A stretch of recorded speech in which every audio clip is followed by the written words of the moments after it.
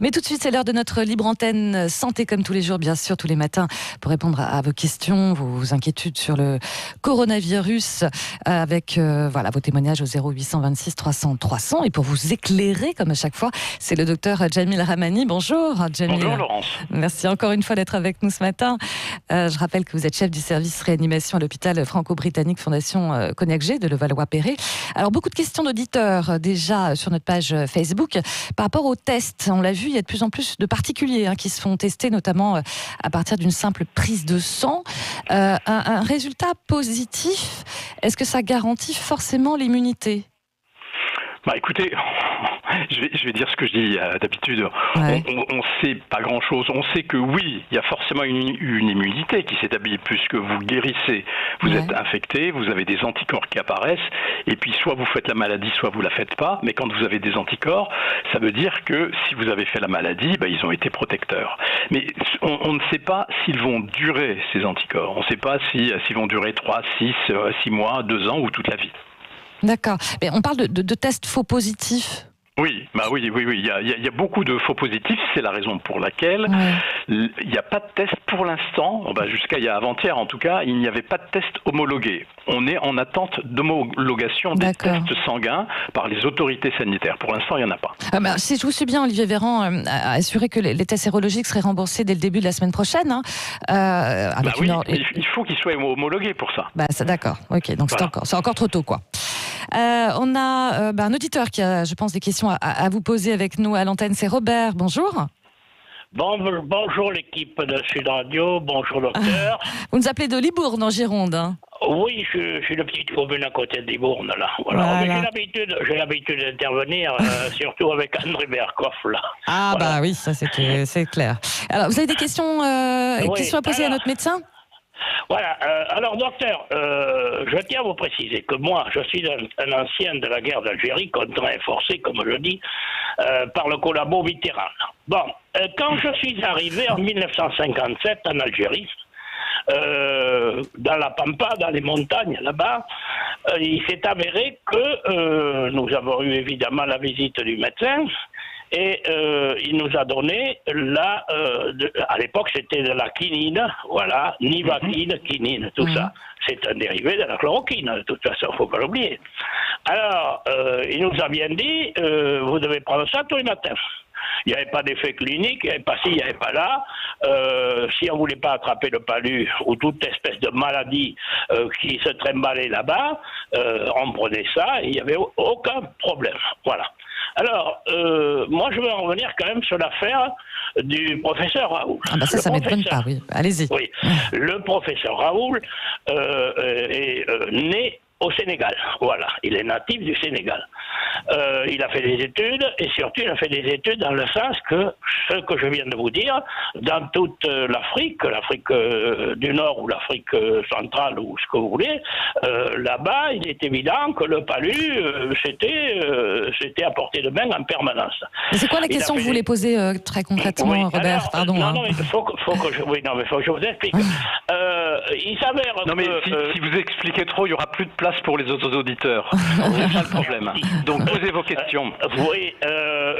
Pourquoi ce professeur Yves Lévy, qui est PDG du laboratoire P4, en veut au professeur Raoul? Voilà. Pourquoi? Mais il y a des histoires de... Non mais écoutez monsieur, je ne peux pas vous répondre à cette question parce que j'en sais rien pourquoi ils s'en veulent les uns les autres. Tout ce qu'on peut dire, c'est qu'il n'y a aucun argument pour dire que la chloroquine est efficace dans l'infection à Covid-19. Et que, deuxièmement, les doses de chloroquine qui étaient préconisées pour la prévention du paludisme sont inférieures à celles qui sont préconisées par le professeur Raoult. Donc, comme c'est un médicament qui a un index thérapeutique qui est très faible, les risques sont beaucoup plus importants aux doses préconisées pour lutter contre le Covid. Et je le dis, à ce jour, il n'y a aucune étude sérieuse qui dit que l'hydrochloroquine a une efficacité contre le virus. Ouais. Merci en tout cas pour cette réponse, Jamel Ramani, et merci pour votre question, Robert, du côté de Libourne. Vous avez regardé la une du Parisien ce matin ou pas, Jamel Ramani, justement, sur tous ces malades, sur tous ces malades qui ne guérissent pas, en fait? Écoutez, il y a effectivement des personnes. Hier à l'antenne, nous avions eu un monsieur qui disait qu'il sentait toujours pas. Il avait tout au bout de presque 2-3 mois. Oui, de perte d'odorat et de goût. Oui, c'est ça. Et il y a des patients effectivement qui se plaignent de troubles divers, c'est-à-dire de plus arriver à tenir les objets ou de ne pas arriver à les garder en main. Ça c'est Benjamin Glaise, mon coéquipier qui est là, qui est avec nous, Benjamin. Oui. Hein? Oui.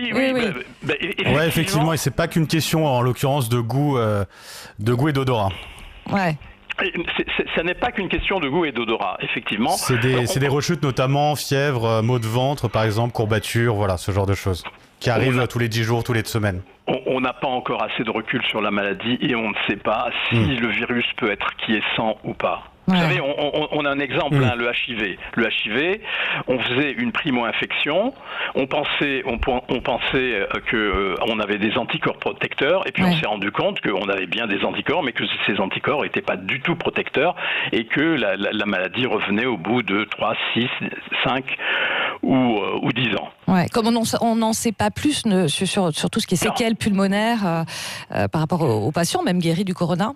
Non, on n'en sait pas plus. Vous savez, c'est une maladie qui date de décembre, bien sûr. Novembre-décembre, donc on ne sait pas, on n'a pas de recul. Et est-ce que c'est vraiment confirmé cette histoire où à un moment donné on disait que les personnes du groupe sanguin O étaient plus protégées? Oui, il y a une étude chinoise qui a montré que peut-être, mais c'est pas... C'est encore, il y a des doutes, il y a des doutes sur cette étude. Si je peux me permettre, c'est mon groupe sanguin, donc ça protège pas totalement. Oui, mais il faut toujours des exceptions à la règle, très cher. Exactement. Je suis honoré. Il n'y a rien d'avéré, il y a vraiment rien d'avéré. Bon, en tout cas, merci encore une fois, Jamel Ramani, pour vos lumières et d'être à chaque fois avec nous durant ces périodes de congé. Merci, à bientôt. Belle journée, merci. Allez, au programme du Petit-Déj, de l'actu après les infos, on va parler du renforcement des contrôles sur nos plages, dynamique. Si vous avez... restez dynamique, Laurence, continue à courir là. Voilà, continue à courir sur la plage. Ou alors la pétanque, pourquoi pas. Oui, c'est on mais a vu que ça reprenait à Marseille. Chacun sa boule, très cher, vous avez vu? Oui, je m'occupe du cochonnet. D'accord, je vois le genre. On parlera justement de ces plages, et bien sûr de tous ces règlements avec Gaby Charroux, le maire de Martigues dans les Bouches du Rhône, parce qu'eux, ils viennent de réouvrir juste hier leur plage. Oui, c'est ça, hier matin. Voilà, et c'est de toute façon la question qu'on vous pose sur nos réseaux. Comprenez-vous l'idée des plages dynamiques non statiques? Continuez bien sûr à voter, vous exprimer. Et puis vers 9h15, avec nos éditorialistes Philippe Bilger et Eric Revel, que vous avez déjà entendu, on parlera aussi du tracing. Ça y est, ça commence, le tracing. Le tracking, on y est presque. Ça se rapproche de plus en plus. On a de plus en plus d'infos. Donc effectivement, on va voir avec eux justement qu'ils puissent nous éclairer sur ce sujet-là qui, on le sait, inquiète beaucoup d'auditeurs. Oui, parce que l'application de traçage des contacts d'Apple et de Google est désormais disponible pour suivre la transmission du virus via Bluetooth. Vraie question. Voilà. Allez, beaucoup de sujets et vos témoignages, bien sûr, on vous attend.